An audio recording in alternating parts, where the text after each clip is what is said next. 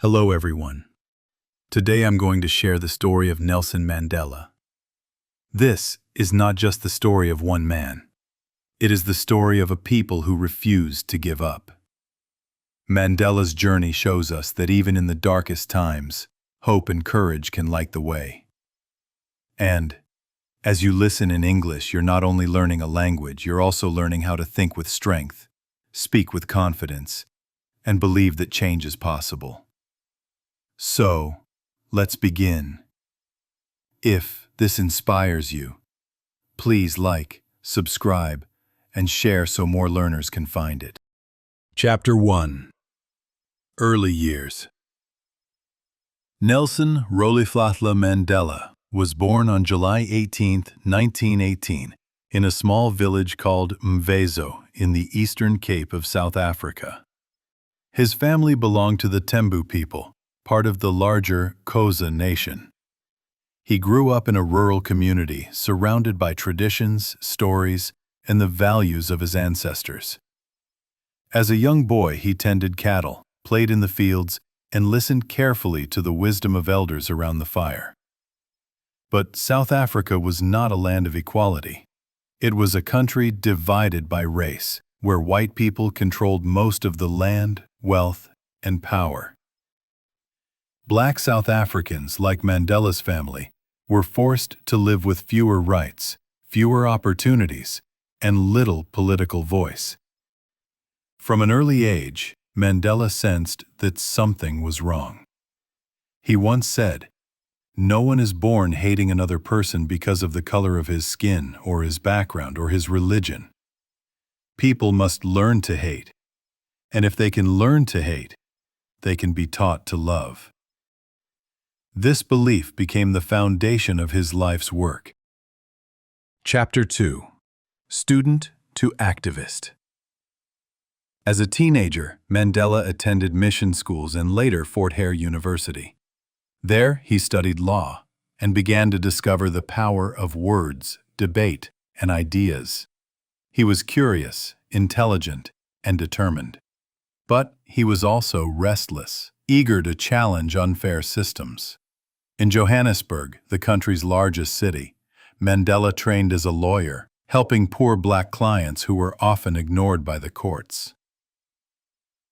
Chapter 3. ANC and Defiance.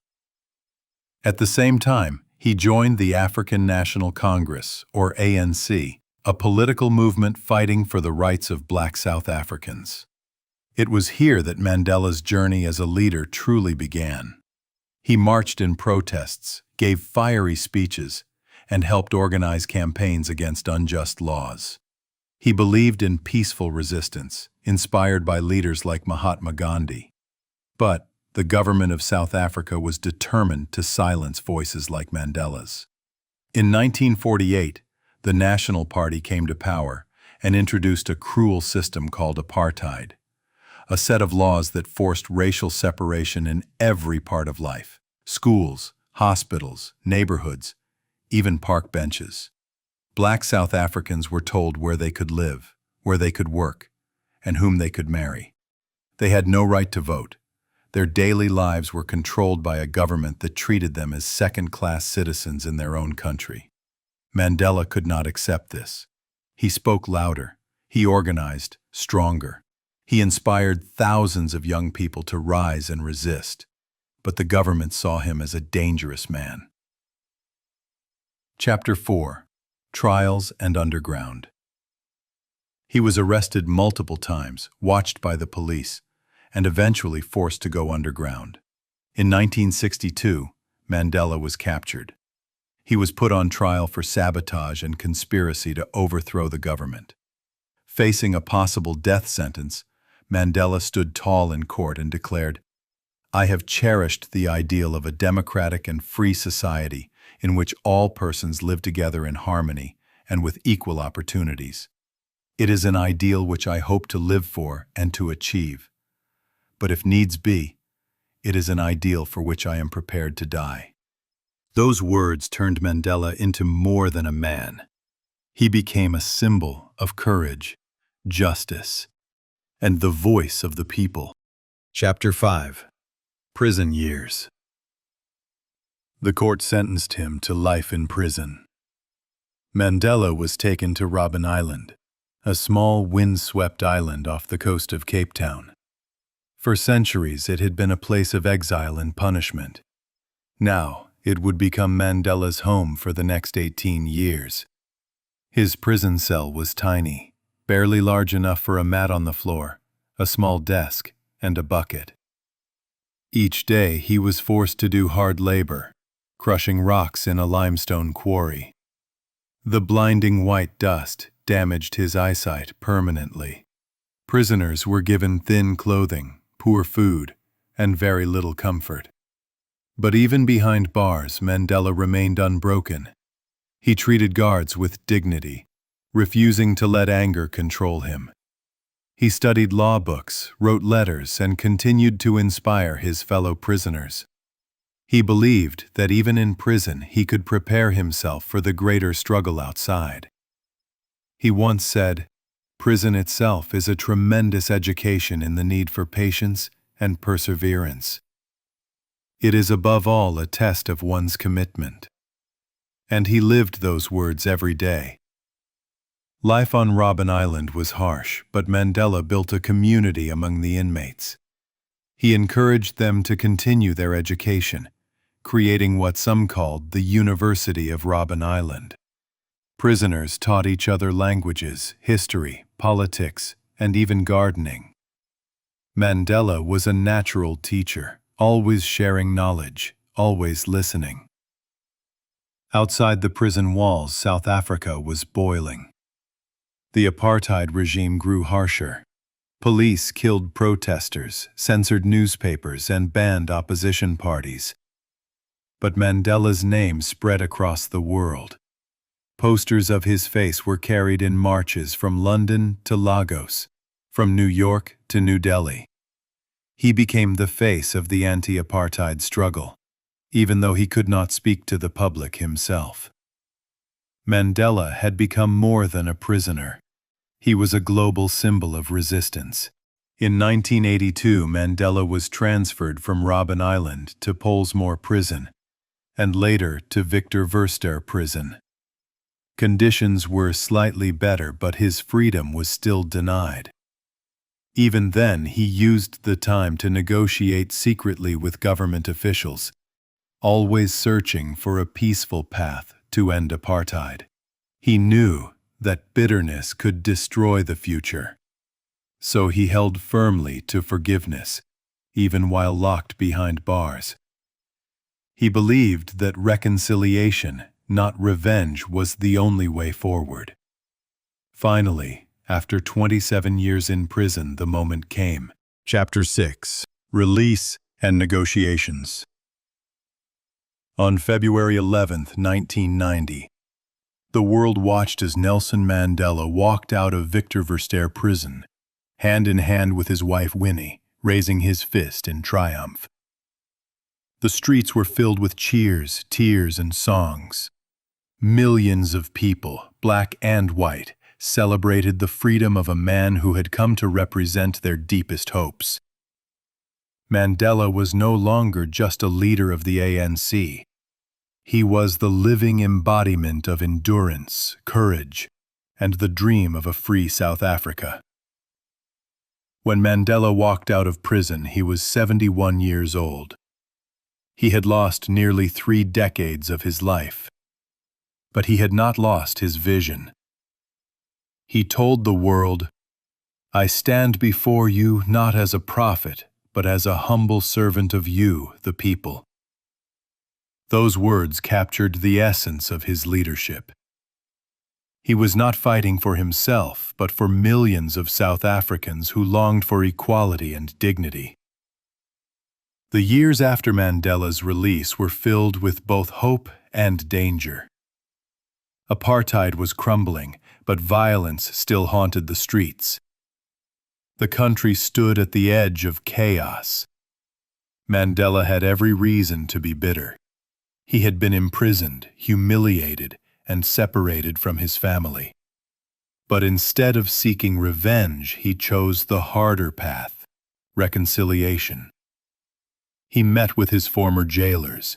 He sat across the table from F.W. de Klerk, the president who represented the apartheid government. Together, they began negotiations for a new, democratic South Africa.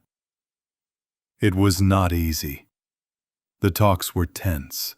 Mistrust was deep, and extremists on both sides tried to derail the process. But Mandela's patience, calm voice, and unwavering belief in unity carried the day. In 1993, Mandela and de Klerk were awarded the Nobel Peace Prize. 1 year later, in 1994, history was made. For the first time in the nation's history, South Africans of all races were allowed to vote. Millions lined up for hours, some for the very first time in their lives, to cast their ballots. When the votes were counted, Nelson Mandela was elected the first black president of South Africa. The world celebrated, and South Africans wept with pride. It was the end of apartheid, and the beginning of a new journey. Chapter 7: Presidency and Reconciliation. As president, Mandela focused on healing the wounds of the past. He launched the Truth and Reconciliation Commission, led by Archbishop Desmond Tutu. Instead of punishing every perpetrator, the commission allowed victims and offenders to share their stories publicly. It was a painful process, but it allowed the nation to face its past honestly and begin to move forward. Mandela also worked to reduce poverty, expand education, and build homes and health care for millions. He believed that democracy must not only be about voting, but about dignity in everyday life. Perhaps one of the most powerful symbols of his leadership came through sports. In 1995, South Africa hosted the Rugby World Cup. For decades, rugby had been seen as a white man's sport, hated by many black South Africans. But Mandela saw an opportunity. Wearing the green jersey of the Springboks, the national team, Mandela walked onto the field to shake hands with the players. The mostly white crowd erupted in cheers. That moment showed the power of forgiveness and unity. It was Mandela's way of saying, "We are one nation now." Mandela served only one term as president, from 1994 to 1999. He believed that true leadership was about knowing when to step aside. After leaving office, he continued to advocate for peace, education, and the fight against HIV and AIDS. His influence stretched far beyond South Africa, making him a moral voice for the entire world. Chapter 8: Legacy. Nelson Mandela passed away on December 5, 2013, at the age of 95. The world mourned, but it also celebrated a life that had transformed history. From the hills of his childhood village to the prison cell on Robben Island, from the presidential palace in Pretoria to the global stage, Mandela's journey was the story of resilience, forgiveness, and hope. He taught us that true courage is not the absence of fear, but the ability to rise above it. He showed that leadership is not about power, but about service. And he proved that reconciliation is stronger than revenge.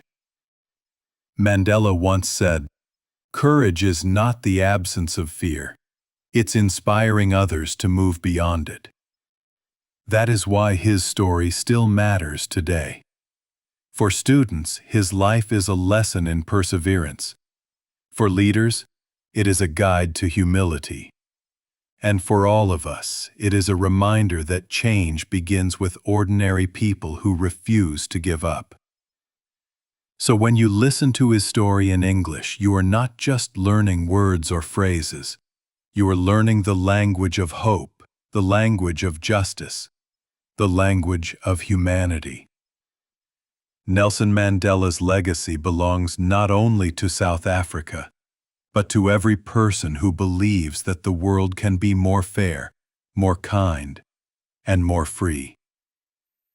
This is the story of Nelson Mandela, the prisoner who became a president, the leader who became a teacher, and the man who proved that even in the darkest times, the human spirit can shine brighter than ever.